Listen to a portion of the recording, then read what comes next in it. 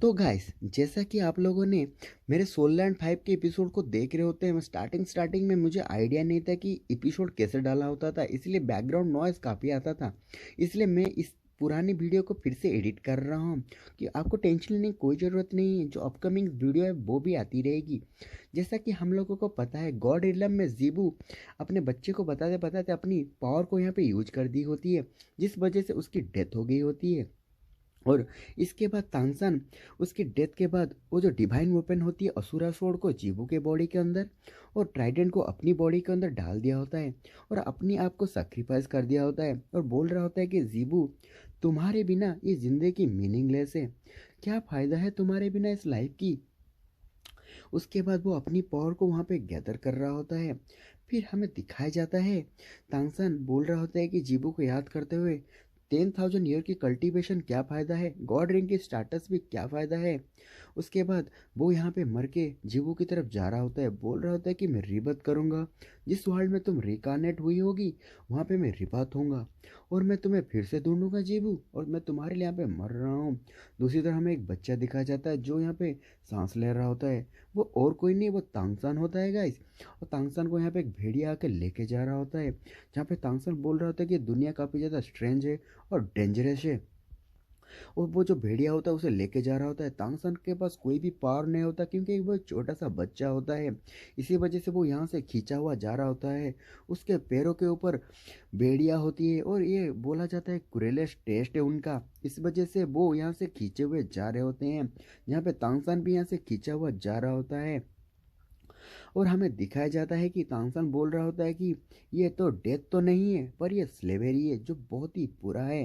दूसरी तरफ बताया जाता है कि जो फेरी कॉन्टिनेंट है यहाँ पे मतलब फेरियों का डोमिनेंस है ह्यूमन रेस पे, और ह्यूमन रेस को पूरी तरह से यहाँ पे एनस्लेव करके रखा है और ह्यूमनों को पूरी तरह से टूल और खाने और उनको जैसे चाहे वैसे यूज करते हैं। मर जाए तो कोई फर्क नहीं पड़ता ह्यूमनों को।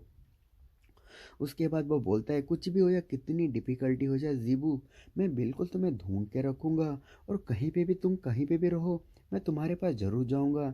जहाँ पे तांगसान जीबू को याद करते हुए बोलता है कि मेरे लिए इंतज़ार करो जीबू और मैं तुम्हें बिल्कुल ढूंढूंगा।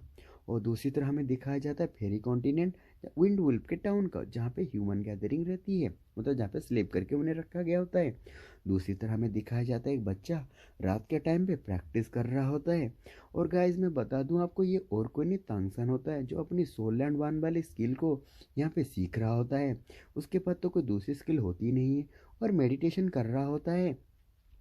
मेडिटेशन करते करते बोलता है कि फाइनली मैंने यहाँ पे मिस्टेस हेवन स्किल को लेवल 3 पे ब्रेक थ्रू कर लिया है, जो मैंने सोचा नहीं था इतनी जल्दी यहाँ पे वो हो जाएगा, क्योंकि इसके पास मिस्टेस हेवन टेक्निक के द्वारा कोई और भी नहीं था और इसके पास प्रीवियस लाइफ वाली मार्शल सोल भी नहीं होती, जिसको ये काफ़ी ज़्यादा मिस कर रहा होता है।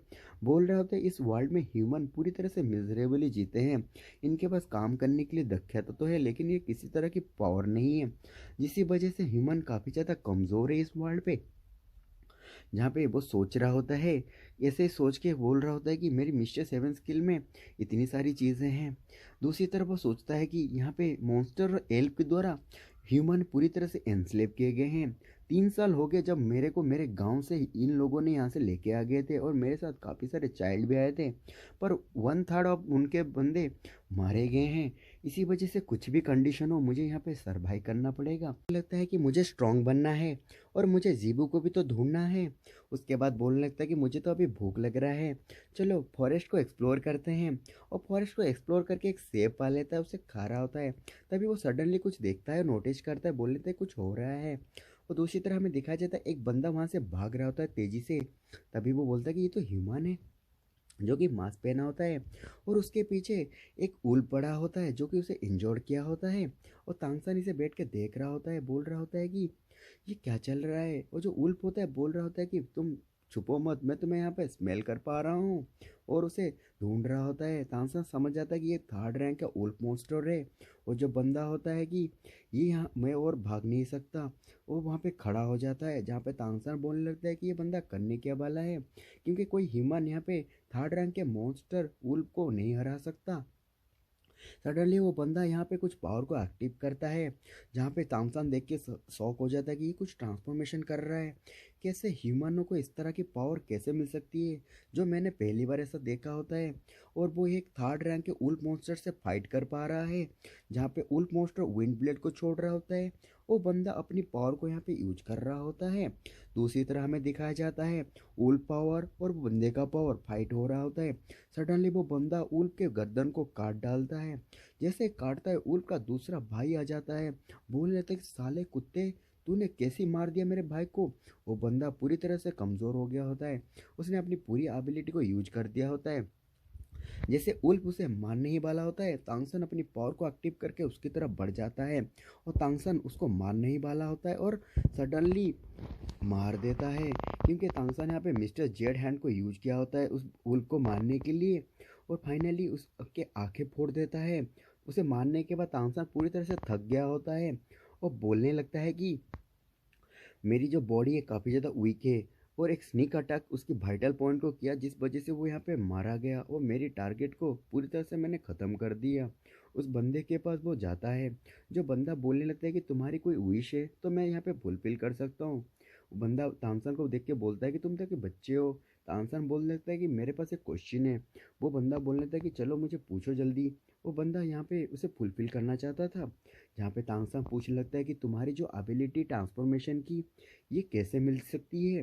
तानसेन पूरी तरह से क्यूरियोसिटी होता है। वहाँ पे वो बंदा बोलने लगता है कि तुम्हारे पास अगर ये ट्रांसफॉर्मेशन टेक्निक नहीं है तो तुमने उल्फ मॉन्स्टर को मारा कैसे, और तुमने ट्रांसफर जो ये ट्रांसफॉर्मेशन है डिवाइन मॉन्स्टर की, ये तुम्हारे पास नहीं है। तभी तानसेन बोलने लगता है कि डिवाइन मॉन्स्टर ट्रांसफॉर्मेशन ये क्या है।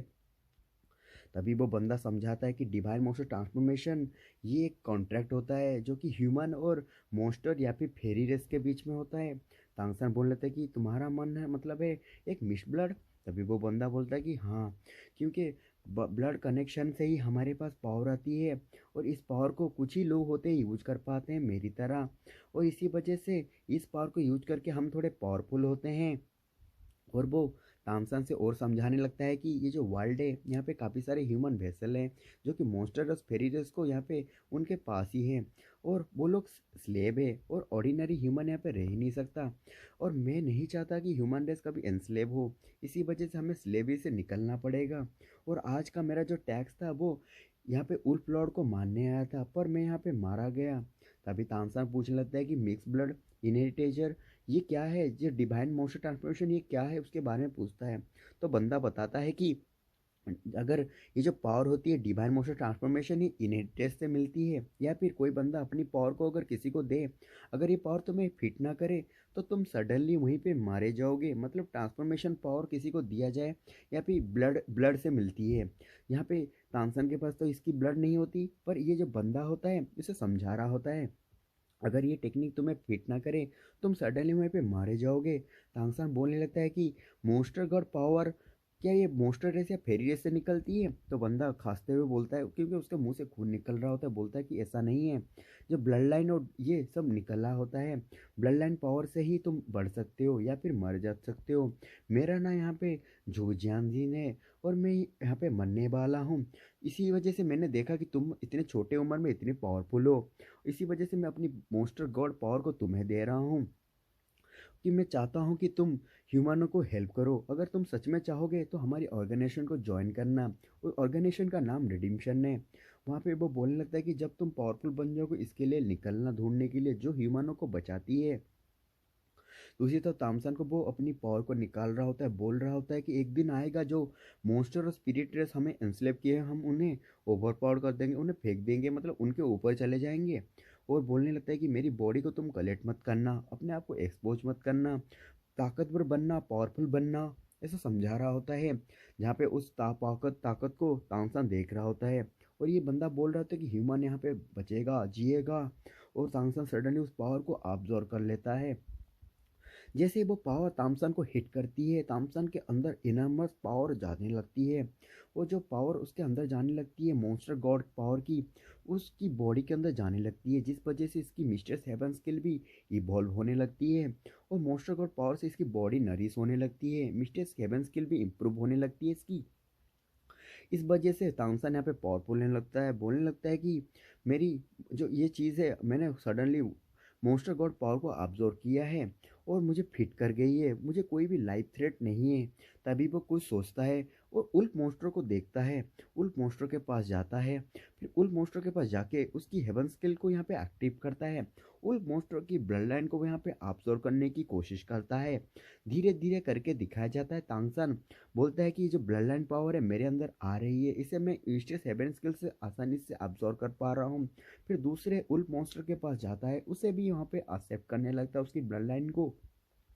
फिर तामसन यहाँ से सडनली इमीडिएटली अपने स्ट्रेसेस को मिटा के भाग जाता है, बोलता है कि मुझे ह्यूमन रेसिडेंट में जल्दी चले जाना चाहिए, और वहाँ पे भी चला जाता है जहाँ पे बैठ के वो मेडिटेशन कर रहा होता है। फिर बोल रहा होता है कि आज की जो मेरे फिजिकल एनहांस हो गई, आज की जो नेट में जो मैंने डिस्कवरी किया है ये काफ़ी अच्छा है। रिकार्नेशन के बाद मैं जीवो को ढूंढ पाऊंगा इस पावर की वजह से। और सोच रहा होता है कि इसी वजह से मुझे पावरफुल बनना है जितना जल्दी हो सके, और रिडम्सन ऑर्गेनाइजेशन को मुझे ढूंढना है जल्दी हो सके तो।